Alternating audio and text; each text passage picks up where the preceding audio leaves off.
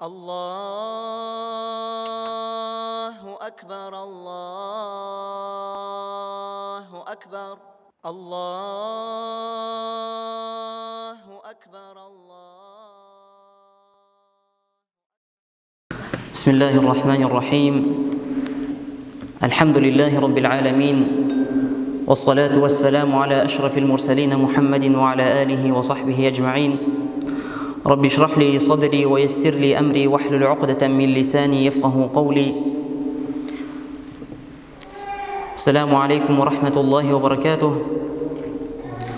Альхамдулиллах, по милости Аллаха Субханаху ва Тааля, мы очередной раз собрались в мечети, в доме Аллаха Субханаху ва Тааля для изучения его религии, для укрепления своего имана и для получения пользы.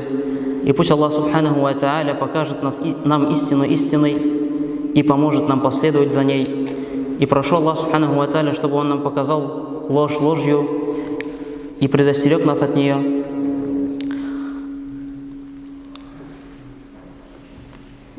И как мы начали с первых уроков, мы начали брать правила для жизни из Корана, из книги Аллаха Субханаху ва Тааля.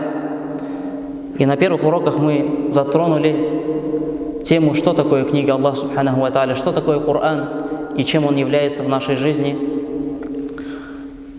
И хотелось бы еще раз, чтобы это проникло в наши сердца, чтобы мы поняли это. Ведь человек нуждается в повторении. Аллах Субханаху ва Тааля говорит: «Вазаккир инна фаати зикра». Или Аллах Субханаху ва Тааля говорит: «Ибо напоминай, и напоминание приносит пользу для верующих». И напоминание приносит пользу для верующих. И есть такая болезнь, это называется, когда у человека жесткое сердце. И жесткое сердце – это страшная болезнь, которой мы испытаны в наше время. Этой болезнью мы испытаны в наше время. Мы слышим Коран, речь Аллаха Субханаху ва Тааля, мы слышим слова Аллаха Субханаху ва Тааля, но не реагируем на это. Хороним наших умерших, но не получаем назидания от этого. Слышим увещевания, слышим проповеди, но не получаем эти увещевания. Они не доходят. Причина – это жестокость сердца. Это жесткое сердце, и пусть Аллах Субханаху ва Тааля исправит нас. И не существует какой-либо болезни, и как мы сказали, это болезнь, и не существует какой-либо болезни, кроме как Аллах Субханаху ва Тааля дал исцеление от этой болезни. И исцеление же жесткого сердца – это является Коран. Это является длительное чтение Корана. Исцеление жесткого сердца является размышление над аятами Корана. И поэтому мы должны изучать эту книгу еще больше. И ведь Аллах Субханаху ва Тааля сказал, мы об этом аяте говорили: «Лау анзальна хазал Кур'ана аля джабаль, лараайтаху хаши'ан мутасадди'ан мин хашьятиллах». Если бы Коран был ниспослан горе, то гора бы раскололась в страхе перед Всевышним Аллахом. И поэтому мы всегда должны себе это напоминать. Мы всегда должны об этом думать и стараться воплощать Коран в нашу жизнь и больше связывать свою жизнь с Кораном, с книгой Аллаха Субханаху ва Тааля. И в прошлом уроке мы говорили о правиле из суры Бакара, где Аллах Субханаху ва Тааля говорит: «Вакулу линнаси хусна», и говори с людьми красиво, и говори людям благое. Мы поговорили об этом правиле и показали, как это правило можно применить в жизни, где оно нужно. И сегодня у нас второе правило из книги Всевышнего Аллаха Субханаху ва Тааля, и это очень важное правило. Это очень важное правило, имеющее огромное значение в нашей жизни. Данное правило напрямую связано с одной из великих основ веры. Оно связано с одним столпом имана. И это вера в предопределение. Это правило будет связано с верой в предопределение, в судьбу, вера в предписанное Аллахом Субханаху ва Тааля. И это правило отображается в словах Аллаха Субханаху ва Тааля в контексте, связанном с предписанием бороться на пути Аллаха. И это правило звучит так, оно в суре Бакара, в суре Корова, 2 сура, 216 аят. 216 аят. И Аллах Субханаху ва Тааля говорит: «Ба'да а'узу биллахи минаш шайтанир раджим, ва аса ан такраху шай'ан ва хуа хайрун лакум, ва аса ан тухиббу шай'ан ва хуа шаррун лакум, валлаху я'ламу ва антум ла та'ламун». Аллах Субханаху ва Тааля говорит: быть может, вам неприятно то, возможно, вы не любите то, что является благом для вас. И, быть может, вы любите то, что является злом для вас. Аллах знает, а вы не знаете. И это правило связано с верой в предопределение Аллаха Субханаху ва Тааля. И с этим правилом человек сталкивается с каждую жизнь. Аллах Субханаху ва Тааля говорит: может быть, вы что-то любите, быть может, вам что-то неприятно, вы не любите, но в этом есть благо для вас. Или вы, возможно, что-то не любите, любите, и в этом благо для вас. И этот аят приходит в контексте аята, где Аллах Субханаху ва Тааля говорит о сражении на пути Аллаха. В другой суре, в суре Ан-Ниса, это сура женщины, где есть аят, где Аллах Субханаху ва Тааля говорит о разводе, о таляк, о разводе с женой. И Аллах Субханаху ва Тааля говорит, поясняет нам в этих аятах, в аятах таляка, в аятах развода, Аллах Субханаху ва Тааля поясняет нам, что во всем есть некое благо, и говорит: «Фа'аса ан такраху шай'ан, фаядж'аля Аллаху фихи хайран кафира». Это 4 сура, 19 аят. Аллах Тааля говорит: и даже если они неприятны вам, и если даже они неприятны вам, это Аллах Субханаху ва Тааля говорит в контексте аятов, где приводится развод. И Аллах Тааля говорит: и даже если они неприятны вам, ваш супруг, ваша супруга, то ведь вам может быть неприятно то, в чем Аллах заложил много добра. Таким образом, слова Всевышнего Аллаха «много добра», где Аллах Субхану ва Тааля говорит «много добра», разъясняют нам смысл блага, упомянутого в аяте суры Корова. То есть Аллах Субхану ва Тааля говорит: быть может быть, вам что-то не нравится, но в этом есть благо. То есть много хорошего, то, о чем вы еще не знаете.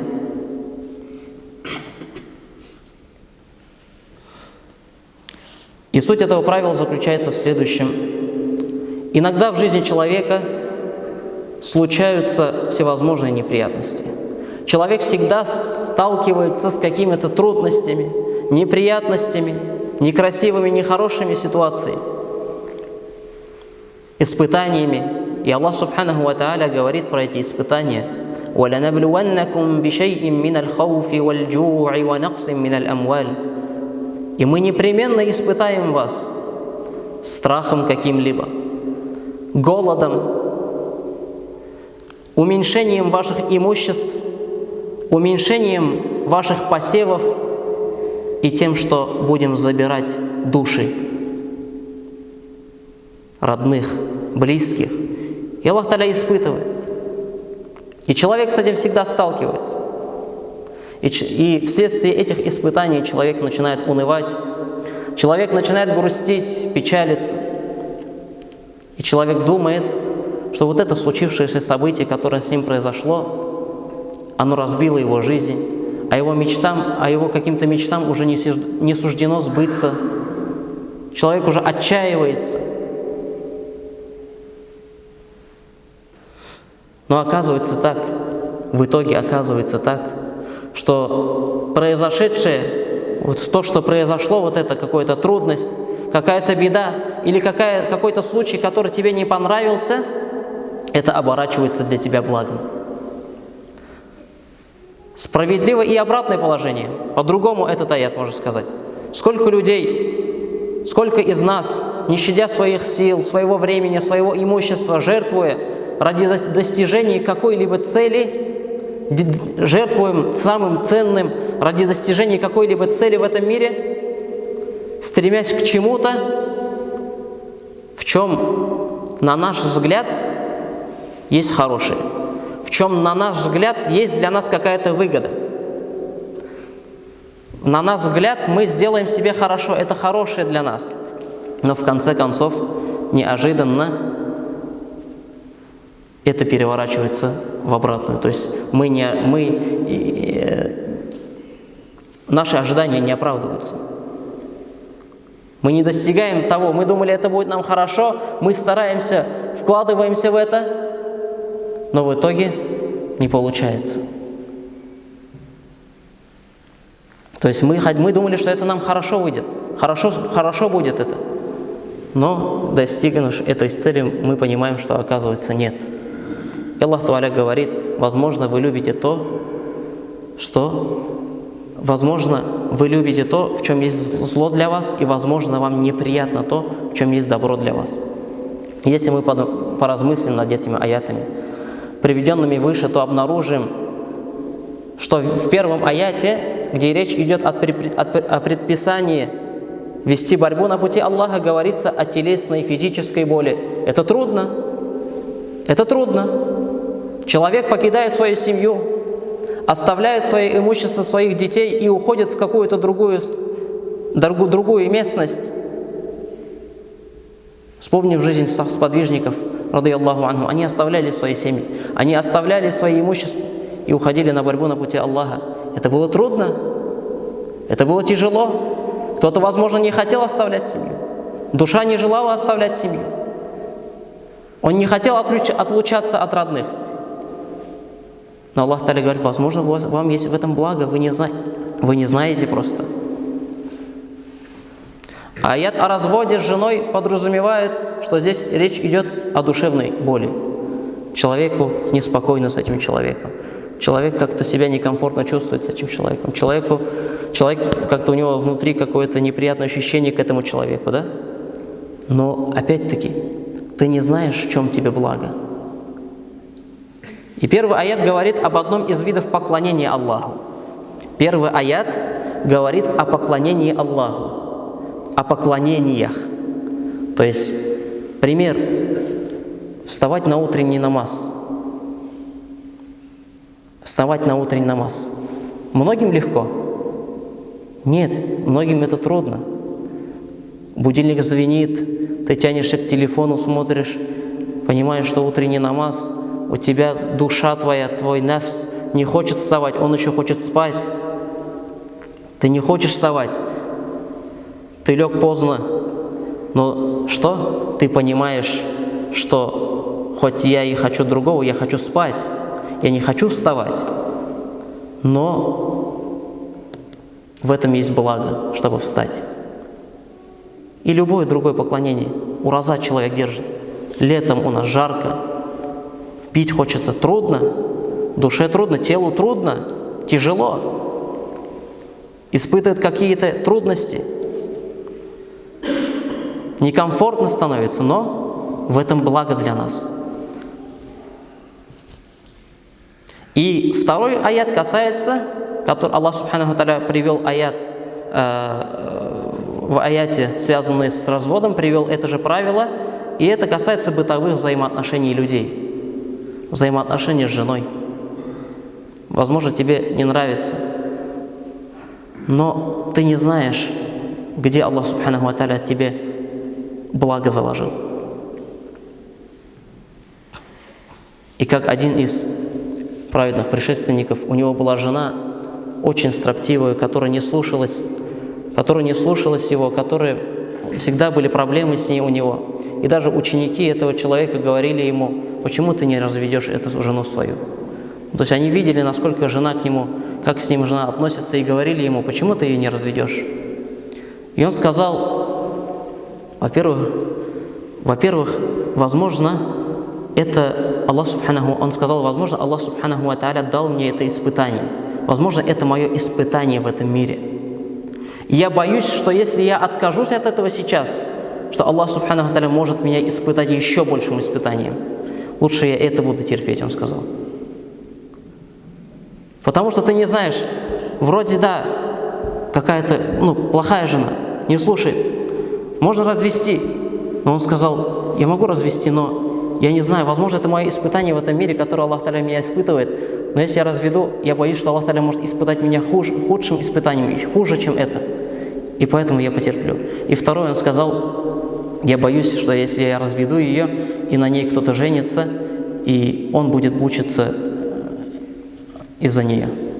Я не хочу, чтобы кто-то мучился из-за нее, другой. И поэтому я лучше сам потерплю, он сказал. Поэтому вот какое было отношение праведных предшественников, какое отношение было у ученых, рахимахумуллах. И вот это правило, оно показывает нам, то есть сейчас многие говорят, зачем терпеть, зачем ты терпишь, зачем ты себя ущемляешь. Люди думают, что терпение – это ущемление себя. Терпение – это сила. «Инна Аллаха юхиббу ссабирин». Поясни, Аллах Субханаху Тааля любит терпеливых. И ты не знаешь, где благо. И Аллах Субханаху Тааля не просто так приводит это в аяте развода. Развести легко, но ты не знаешь, где благо. Сейчас молодые женятся, уже наперед у него есть намерение. Если не понравится, если что-то не так, разведу, что, не трудно же. Но он думает, что он разведет и женится, а потом найдет лучше, что ли? Может быть, хуже оказаться. Может, ты найдешь, но это будет хуже. Ты не знаешь, где Аллах Субханаху Тааля тебе благо заложил. И поэтому это также касается наших взаимоотношений между собой. То есть мы имеем дело с правилом, затрагивающим самые разные стороны жизни. Религиозную и мирскую, эмоциональную и физическую.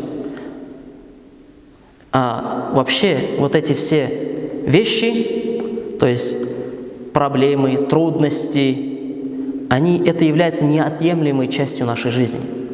Неотъемлемая часть нашей жизни. Этот мир создан для испытаний. Этот мир не создан, чтобы человек здесь разбавлялся, чтобы человек тут жил, как хотел. Нет, этот мир для испытаний. И поэтому, естественно, здесь будут испытания. الذي خلق الموت والحياة ليبلوكم أيكم أحسن عملا. Он тот, который создал смерть и жизнь для того, чтобы узнать, кто из вас будет лучше своими деяниями, кто окажется лучше своими деяниями. И как сказал, то есть наша жизнь, она неотъемлемо связана с проблемами, с трудностями, она связана с испытаниями. Аллах Тааля сказал, мы непременно испытаем вас. Не будет без испытаний. И даже сподвижники боялись, когда их переставало касаться испытаний. Они начинали бояться. Почему Аллах Тааля меня не испытывает? И как сказал поэт о человеке, слова поэта, от грязи и мути избавиться хочешь, он говорит. Человек хочет избавиться от проблем, от плохого, от трудностей, человек хочет избавиться от них, но сам ты был создан из грязи, говорит. Человек сам создан из грязи. Аллах Субханаху ва Тааля говорит, «Лакад халакна л-инсана фи кабад». В суре Балад, в 4 аяте, Аллах Тааля говорит, «Лакад халакна л-инсана фи кабад». Мы создали человека с тяготами. Человек создан таким, с тяготами. Если нам становится, если мы начинаем понимать этот смысл этого коранического правила, то его соблюдение – это не что иное, как соблюдение этого правила, оно наполняет сердце умиротворенностью и покоем. Когда человек действительно понимает сердцем, принимает эти аяты, слова Аллаха Субханаху ва Тааля, у его сердце успокаивается. Он спокоен, потому что происходит то, что предопределил Аллах. И он принимает это. И это правило избавляет человека от грусти и тревоги, которые иногда приходят к человеку. И читая рассказы из Корана, из книги Аллаха Субханаху ва Тааля, изучая историю всего человечества, пророков, и просто оглядываясь вокруг себя, мы можем извлечь много полезного и найти немало примеров этому кораническому правилу. И мы можем привести пророков, мы можем привести историю пророков как пример к этому правилу. Первое – это рассказ о том, как мать Мусы, мир ему, пустила свое дитя плыть по реке. Мать Мусы пустила его плыть по реке. Стоит только задуматься, что может быть страшнее для матери, чем вот так вот разлучаться с ребенком. И это было время, когда Фараон убивал всех младенцев, мальчиков. И тогда мать Мусы пускает его в море, и этот ребенок оказался в семье фараона. То есть вроде бы тяжелая ситуация, вроде бы трудность, разлука, то, что человек не хочет делать, но это приводит к тому, что Муса оказывается в дворце фараона, выживает, вырастает целым и невредимым. И поэтому Аллах Субханаху ва Тааля говорит: Аллах знает, а вы не знаете. То есть результат всегда за Аллахом Субханаху ва Тааля. Второй пример – это история Юсуфа, алейхиссалям. Это история Юсуфа, алейхиссалям. Что сделали братья Юсуфа? Они бросили его в колодец. Они бросили его в колодец. Его продали на рынке рабов. Вроде бы, то есть эти слова, они внушают страх, трудность, беспокойство. Но к чему это привело? Он стал правителем Египта. Он стал правителем Египта. Он стал сначала казначеем. У него были все государства, то есть все государственные финансы были у него. Он управлял ими. С чего началось? С того, что его братья кинули в колодец. Трудность, но мы не знаем, как эта трудность обернется нам. Человек, когда испытывает, мы в жизни всегда сталкиваемся с этим. Или задуматься над судьбой мальчика, про которого по повелению Всевышнего Аллах Субханаху ва Тааля убил. История с Мусой в суре Кахф приводится, которого убил Хидр. Ведь он объяснил причину убийства и сказал, что в суре Кахф Аллах Тааля говорит в 80 и 81 аяте, что касается мальчика, то есть Хидр убил его. Но Муса удивился этому, да, сказал: что ты делаешь? Но он сказал: ты не знаешь. Тебе не открыто эти знания, ты не знаешь. Что касается мальчика, то его родители являются верующими, Аллах Тааля говорит. И мы опасались, что он будет притеснять их по причине своего беззакония и неверия. Мы захотели, чтобы Господь их даровал им вместо него того, кто будет чище и милосерднее к своим близким. И Аллах Субханаху ва Тааля, то есть был вот этот спутник Муса, алейхиссалям, он убил мальчика. Муса разозлился, Муса, алейхиссалям, не знал, что происходит, почему так, почему ты убиваешь ребенка. Это было сделано по повелению Аллаха Субханаху ва Тааля. И Муса не знал.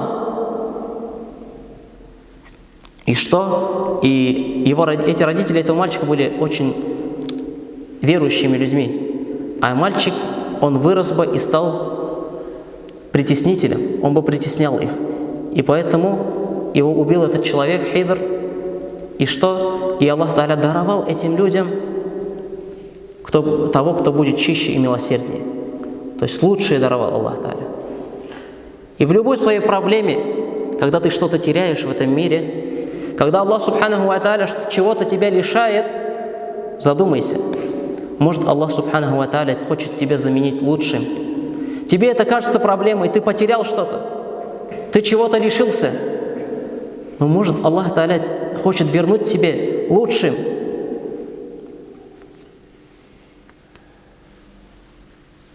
И также в поклонениях Аллах Субханаху ва Тааля что-то разрешил и что-то запретил.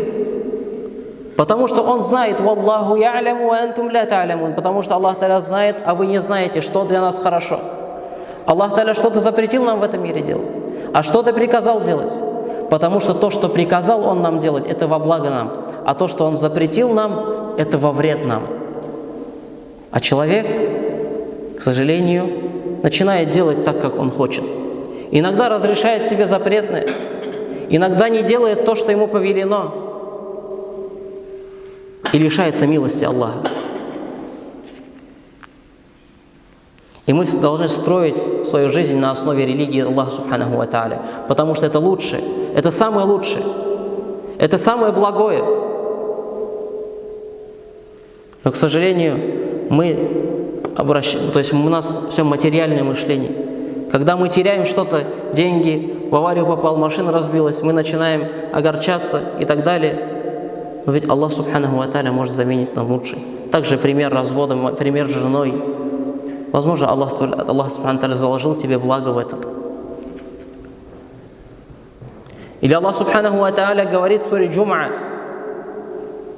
«Я айюхаллазина аману, إذا نودي للصلاة من يوم الجمعة فاسعوا إلى ذكر الله وذروا البيع ذلكم خير لكم إن كنتم تعلمون». В суре Джум'а Аллах Субханаху ва Тааля говорит: «О те, которые уверовали, когда призовется на намаз, когда вас призовут на намаз, яумуль джум'а, в день джум'а, фас'ау иля зикриллях, то ответьте на призыв Аллаха, то есть спешите к призыву Аллаха, вазаруль бай', и оставьте свою торговлю». Аллах Тааля говорит оставить свою торговлю. Это время, полуденное время, рабочее время. Кто-то скажет: но это же убыток. Я должен закрыть свой магазин, я должен закрыть свою лавочку, я должен уйти с работы. Так это же минус мне. Человек же так думает. Человек говорит: это же в минус мне. Я сейчас закрою магазин, у меня 2 часа магазин не будет работать. А сколько клиентов я потерял? А вот я сейчас на 2 часа с работы ухожу, а меня потом начальник премии лишает. Кто-то из-за этого не уходит. И что? Аллах Тааля в конце аята говорит: «Заликум хайрун лякум ин кунтум та'лямун». И это лучше для вас, если бы вы только знали. Аллах Тааля заменит тебе то, что ты мог приобрести, не уйти. Если бы ты не ушел с работы, что бы ты приобрел, Аллах Тааля тебе заменит это и в большем размере. Это лучше для нас. Валлаху я'лям, Аллах знает, а мы не знаем. Мы думаем, в нашем понимании это в минус мне, то есть в плане материального мы думаем. И в других вопросах тоже так же.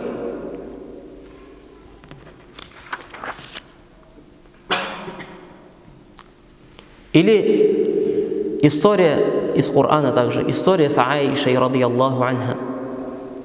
Что произошло с Аишей? Ее обвинили в зина, ее обвинили в прелюбодеянии, то, что она совершила зина. И даже пророк, саллаллаху алейхи вассалям, какое-то время сторонился ее, оставил ее. И что были неспосланы аяты? Были неспосланы аяты. Аллах Субханаху ва Тааля говорит в суре Нур, 11 аяте: те, которые возвели навет на мать правоверных, которые оклеветали ее, Аллах Субханаху ва Тааля тем самым сообщает, что это была клевета, являются группой из вас самих, Аллах Субханаху ва Тааля говорит.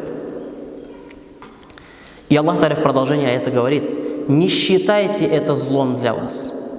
Вот это произошедшее не считайте злом. Напротив, это является добром для вас. Человека оклеветали. Это была жена пророка, ее оклеветали. Сказали, что она совершила зина, большой грех. И пророк, саллаллаху алейхи вассалям, сторонился ее какое-то время. Насколько ей было больно. Но Аллах Тааля говорит, что? Не считайте это злом для вас. напротив, это является добром для вас. То есть Аллах Субханаху ва Тааля потом очистил ее. То есть Аллах Тааля показал, что она чиста. И насчет нее были неспосланы аяты. Аллах Субханаху ва Тааля говорит о ней в Коране, в своих словах. И поэтому вот такие примеры, когда человека оклеветали жестким образом, когда тебе говорят оставить свою торговлю, вроде бы это для нас убыточные какие-то плохие вещи, какие-то трудные времена, трудные состояния, но мы не знаем, а Аллах знает, в чем для нас заложено добро. Может быть, в этой беде, в этой трудности и заложено добро для тебя. И здесь давайте остановимся и зададим вопрос. Сколько людей есть на этом свете, которым Аллах не предопределил иметь детей? Аллах Субханаху ва Тааля испытал кого-то таким испытанием, у него нету детей. И таких людей немало. И им тяжело на душе. Этим людям тяжело, трудно. И это естественно. Однако в сердце мусульманина не должно быть постоянной печали. Человек не должен впадать в это горе, не должен чувствовать себя обделенным.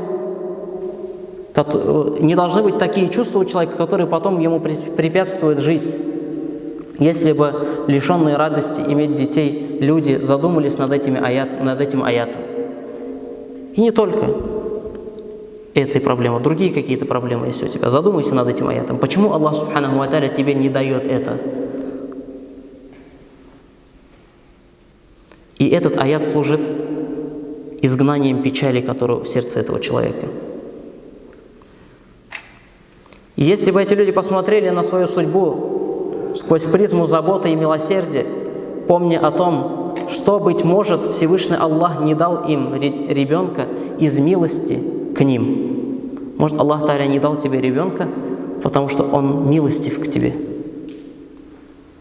Потому что ты не знаешь, что для тебя лучше.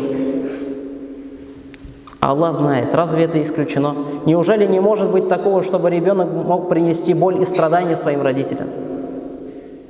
Испортить им жизнь, очернить их честное имя?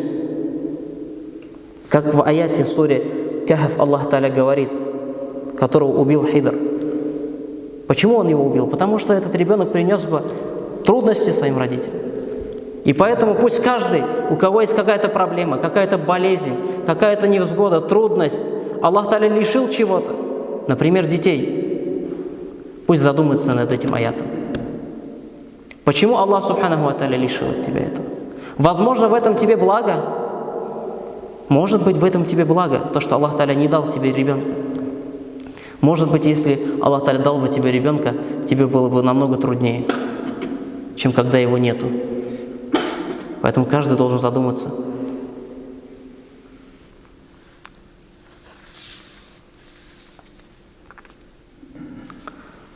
И, например, в сунне посланника Аллаха, саллаллаху алейхи вассалям, мы можем привести еще один пример. И приведем пример, множество случаев, приведем пример случай с Салямой, Саляма, радийаллаху анха. Когда умер ее муж Абу Саляма, да будет доволен ими обоими Аллаха, Саляма, да будет доволен ей Аллах, сказала: я слышала, как посланник Аллаха, да благословит его Аллах и приветствует, сказал: если каждый мусульманин скажет то, что ему велит Аллах, а Аллах Субханаху ва Тааля что велит, когда человеку приходят трудности, что говорить? «Инна лилляхи ва инна илейхи раджиун». Если каждый мусульманин скажет то, что ему велит Аллах, поистине мы принадлежим Аллаху, и поистине к Нему мы вернемся. «О Аллах, вознагради меня за горе мое и даруй мне взамен лучшее». Когда постигнет его какое-нибудь горе, то Аллах непременно дарует ему взамен лучшее. Непременно Аллах Субханаху ва Тааля дарует этому человеку лучшее. И она рассказывает о себе и говорит: после смерти Абу Салямы, мужа, я подумала, она подумала, кто из мусульман лучше, чем Абу Салям? Первое – это чтобы вы понимали, Абу Саляма и Саляма это была семья, которая первая переселилась к посланнику Аллаха, саллаллаху алейхи вассалям. И она произнесла эти слова, и Аллах субханаху ва тааля даровал ей посланника Аллаха, саллаллаху алейхи вассалям. На ней женился посланник Аллаха, саллаллаху алейхи вассалям. Она сказала: кто может быть лучше, чем Абу Салям? То есть она произнесла слова «Инна лилляхи ва инна илейхи раджиун». Сделала дуа, чтобы Аллах Та'аля взамен лучше ей дала. И на ней женился посланник Аллаха, саллаллаху алейхи вассалям, лучший из людей. И мы должны задуматься над тем, что, вот если только представить, да, что чувствовала Саляма, когда это случилось. И что чувствует человек, который теряет любимого человека, с которым была связана жизнь его. И когда человек говорит, что это был лучший человек, да, она тоже говорила, кто может быть лучше, чем Абу Саляма? Кто лучше отца моего сына? Однако стоило Саляме поступить так, как велит ей ислам, проявить терпение, сказать то, что все мы принадлежим Аллаху и что все мы к Нему вернемся, а также обратиться к Всевышнему, как Аллах субханаху ва тааля даровал ей то, о чем она даже подумать не могла. Она не могла подумать, что пророк на ней женится. И возвращаясь к нашей жизни, в нашей обыденной жизни также достаточно много примеров, подтверждающих данное кораническое правило. Быть может, вы что-то любите, но в этом есть зло для вас, а быть может, вам что-то неприятно, и в этом есть добро для вас. И приводится одна история. Шейх приводит одну историю, где он говорит, что однажды один мужчина приехал в аэропорт. Он был немного устал, работа была трудная, и он заснул в аэропорту. И самолет улетел без него. И на борту было более 300 человек, говорит. И проснувшись, он понял, что его самолет только что поднялся в воздух, и что его поездка не удалась. И понятно, что человеку тяжело, то есть он понимает, что у него деньги прогорели, у него, возможно, куда-то должен был доехать вовремя, но он опоздал к своей встрече какой-то, да, может быть, там какой-то договор должен был заключить на большие суммы, например. И человек опоздал по причине того, что опоздал на рейс. Насколько он будет немножко где-то злой на себя, где-то будет очень обеспокоен. Но через несколько минут объявили о том, что этот самолет разбился. И все пассажиры, находившиеся на борту, погибли. И разве сорвавшаяся поездка не обернулась благом для этого мужчины? Это стало благом. То, что он думал, что это будет все проблема, трудность, для него это стало благом. Поэтому стоит задуматься над этим и многими другими примерами. И много примеров можно привести.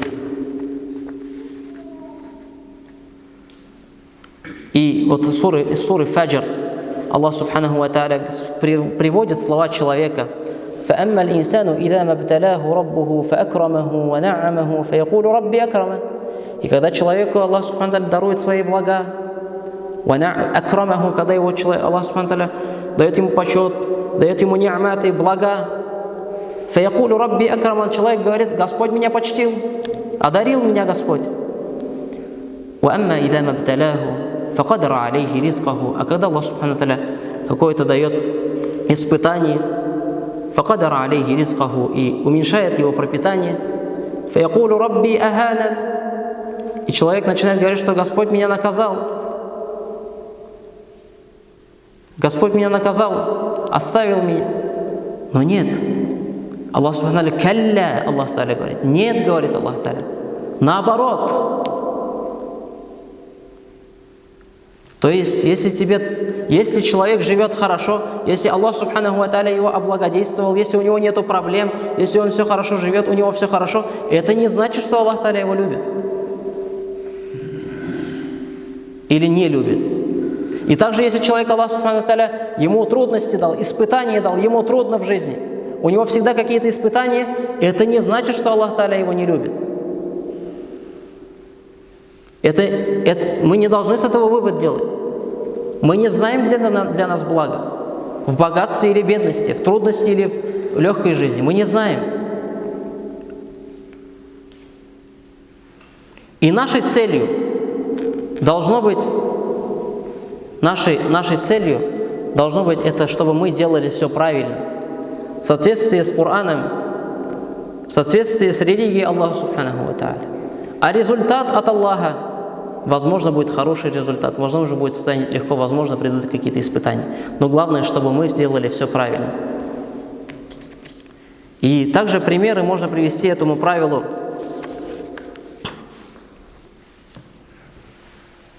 Например, в религиозных поклонениях Аллах Субханаху ва Тааля предписал нам совершение хаджа. Это является фарзом. И это такая немножко больная тема, можно сказать, да? И вот вопрос.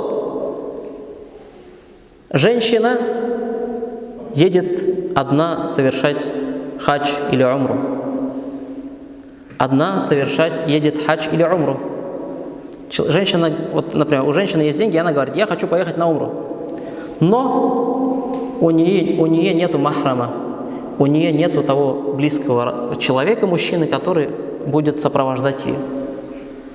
То есть женщина по шариату не должна выходить в сафар без сопровождения мужчины, без махрама. И женщина, у нее есть деньги, она говорит, я хочу на умру. Она говорит, это же хорошо? Хорошо. Умра, это же поклонение. У нее есть деньги, все возможности. Человек это видит хорошим, человек это думает, что это хорошо для него. Но человек нарушает какие-то границы. Человек думает, что в этом благо, но он нарушает какие-то религиозные законы. И делает тем самым себе плохо. Да, за совершение умры или хаджа, иншаллах, Аллах Та'аля примет.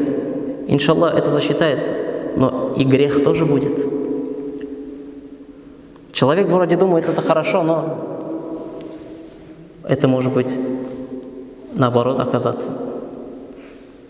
Или человек, Аллах Субханаху ва Тааля не дал человеку купить возможность квартиры. Вот он живет, и Аллах Та'аля не дает возможности купить квартиру. Не получается у него. Вроде копит, что-то появляется, и деньги уходят туда. Человек копит, опять думает, все, куплю квартиру, что-то появляется, и деньги уходят туда. И не может купить. И что делает? В один момент говорит, булмады, не получилось, пойду я возьму ипотеку. И берет в ипотеку квартиру. Человек думает, квартира, цель, квартира, хорошо же, благо же, просторная квартира, это же благо. Но путь достижения какой? Грешный, нехороший. И не будет в этом блага. То, в достижении чего ты использовал неправильные средства, когда ты достигал какой-то цели неправильно, то когда ты достигнешь этой цели, ты не почувствуешь умиротворения, ты не почувствуешь радости, счастья. И один брат вчера рассказал один пример, когда я говорил, что я готовлюсь на такую тему. Он привел один пример. У меня, говорит, знакомые, они мусульмане тоже. Они купили квартиру, то есть не могли купить квартиру, и купили квартиру в ипотеку в итоге. И шариатом запрещена кредит, ипотека, это все запрещено шариатом. И они купили в ипотеку квартиру. Я не помню, он сказал, они только доплатили или нет. Это было в канун Нового года, примерно в декабре. И вот в начале января у них сгорела квартира. Они только рассчитались с ней, и в начале января, через буквально 2-3 недели, у них эта квартира сгорела. Эти люди думали, что мы купим квартиру и будем счастливы, будем хорошо жить в ней и так далее. Но Аллах Та'аля не давал же им купить квартиру. Он копил, но не получалось. Аллах Та'аля не давал средства, чтобы докопить и купить. И он все-таки решил, я же хочу счастливо жить, я же хочу хорошо жить, он сказал, человек. Но человек не знает, где хорошо, где плохо. И он в итоге купил эту квартиру. Но что оказалось, что эта квартира против него же сыграла. Она сгорела, и все его деньги, которые он оплатил, они все сгорели. И сегодня тоже, недавно, буквально пару часов назад, разговариваю с одним братом, у него был вопрос, и он потом рассказал свою историю тоже о справедливом решении. Разговаривали, и он такой пример привел, тоже очень полезно будет для урока. Он попал в аварию, и он получается, около пешеходки, в него въезжает машина назад въезжает машина. И в эту машину, которая въехала, сзади еще одна машина въезжает. Получается 3 машины. Машина остановилась, в нее въезжает второй, и во второй въезжает третий. И получается, выходит брат, смотрит, во второй машине сидит его какой-то близкий знакомый. Ну, знакомый человек, может быть, родственник, да? И что получается? Они звонят гаишнику, там, объясняют, знакомому гаишнику звонит, объясняет ситуацию, такая ситуация. И как бы второй же знакомый, друг, там, сосед, еще кто-то, сейчас, он же ему хочет тоже, как бы не хочет ему зла, этому знакомому, он же тоже хочет, чтобы ему тоже как часть ущерба тоже была возмещена. И гаишник спрашивает: а сколько вот толчков ты почувствовал у этого брата, когда удар был? 1 или 2? Вопрос в чем? Вопрос в том, что если 1 удар, значит 3-я машина, последняя, она ударилась об вторую и пронесла ее к 1-й машине, то есть занесла ее в 1-ю машину. И получается, только 3-й виноват. Он снес 2-ю, и 2-я зашла в 1-ю. Получается, 3-й только виноват. А если было 2 удара, значит сначала 2-й зашел в 1-ю, а потом 3-й зашел во 2-ю. И 2 удара произошло, 2 толчка. И этот брат сказал, что, они такие, давай, тебе, чтобы тоже уж как бы это было, чтобы тебе тоже там выплатила страховка и так далее, чтобы ты тоже не был виноватым, типа вот только 3-го, пусть 3-й только будет виноватым. И они сказали, что был 1 удар, на самом деле было 2. И брат говорит, что не проходит какое-то время, и я, говорит, у меня машина, говорит, что случилось с машиной? И я, говорит, остановился на обочине. На обочине остановился, широкая, говорит, дорога. 4 полосы. Широкая дорога. Светлый день. И что, говорит, в меня, говорит, въезжает машина. Назад в стоячего. И просто пол машины нету. Я, говорит, тогда...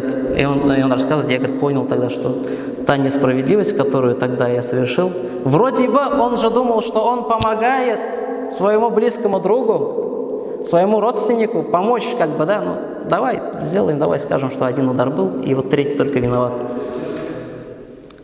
Ну что, вроде бы же ты помогаешь, как будто бы тебе кажется, но несправедливость же совершается. И что Аллах Субханаху ва Тааля скоро в расчете. Аллах Субханаху показывает, что не все, что нам кажется, что это нам хорошо, что это будет хорошо, если так мы сделаем, не всегда это может быть благом. Иногда оно может обернуться нам обратно, бумерангом может прилететь. И поэтому мы всегда должны помнить, что возможно, вы не любите что-то, вам не нравится, вот что-то случилось, и вот справедливо, то есть правда вот так, справедливо, но тебе не нравится, ты не хочешь, но ты не знаешь, в этой справедливости как раз-таки и есть благо. И, быть может, что-то ты любишь, что-то ты хочешь для себя, но в этом есть вред для тебя, зло для тебя, как, например, человек, который купил, история с покупкой человека в ипотеку квартиры, да? Он очень хотел этой квартиры, он думал, что будет счастлив, что он хорошо заживет, но в итоге это обернулось для него, против него же. Человеку следует помнить, что Аллах Субханаху ва Тааля, заботясь о нас, предопределяет нам разного рода страдания, заботясь о нас. Он предопределяет нам беды какие-то. Он испытывает нас предписаниями и тяжкими запретами из милости и доброты к нам, ведя нас к совершенству и совершенному благу. И наивеличайшее благо, дарованное Аллахом людям, заключается в том, что жизнь и счастье целиком и полностью зависит лишь только от Него, от Аллаха Субханаху ва Тааля. Это в нашем понимании много денег – это хорошо, это счастье. Это в нашем понимании хорошее простое жилье – это счастье. Это в нашем понимании хорошая машина. Вот у меня будет хорошая машина, я буду счастлив. У меня будет большая просторная квартира, я буду счастлив. У меня будет много достатка, я буду счастлив. Это мы так думаем. А вдруг Аллах Субхану ва Тааля даст нам это, и это наоборот будет зло для нас. Может, наоборот, это нам будет труднее, мы не знаем. А Аллах Субханаху ва Тааля знает. Субханак Аллахумма бихамдик, что ла иляха илля анта, астагфирука ва атубу илейх. Аллаху акбар, Аллаху акбар, Аллах.